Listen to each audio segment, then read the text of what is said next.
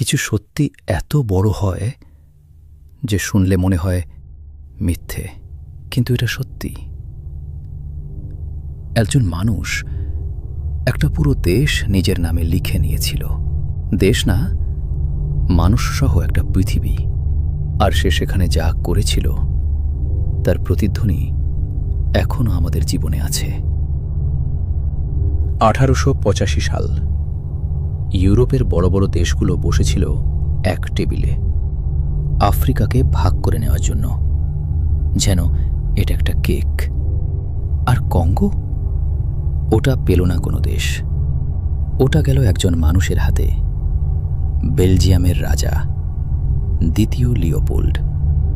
একটা দেশ, তার ব্যক্তিগত সম্পত্তি। সে বলেছিল, আমি সাহায্য করতে এসেছি, সভ্যতা আনতে, শিক্ষা দিতে, মানুষকে মুক্ত করতে। আর সবাই বিশ্বাস করেছিল, কারণ সবচেয়ে বিপজ্জনক শক্তি সবসময় ভালোবাসার ভাষায় কথা বলে। তারপর এলো রাবার। পৃথিবী সেটা চাইছিল, সাইকেল, গাড়ি, শিল্প। চাহিদা হঠাৎ আকাশ ছুঁল, আর কঙ্গো হয়ে গেল একটা মেশিন। মানুষ না, শুধু উৎপাদন। গ্রামে গ্রামে আদেশ গেল, এই পরিমাণ রাবার দিতে হবে, না পারলে শাস্তি।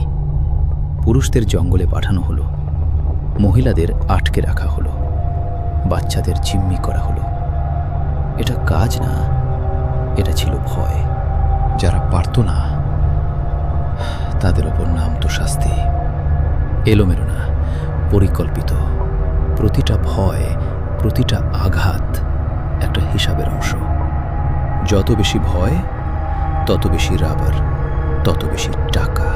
একজন মানুষ খেয়াল করলেন, কঙ্গো থেকে আসছে রাবার, হাতির দাঁত, আর কঙ্গোতে যাচ্ছে বন্দুক, গুলি।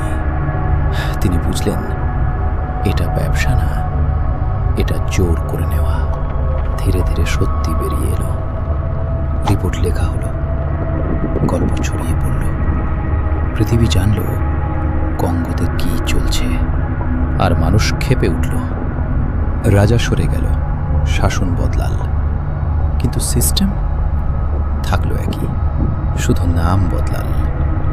রাবার থেকে খনিজ, কিন্তু দিকটা একই রইল। সব কিছু বাইরে যাচ্ছে। আজ তোমার ফোনে যে ব্যাটারি, সেখানে লাগে কোবাল্ট, আর সেই কোবাল্টের বড় অংশ আসে কঙ্গো থেকে। এখনো তুমি স্ক্রিন দেখো, ওরা খনি দেখে। সত্যিটা খুব সহজ।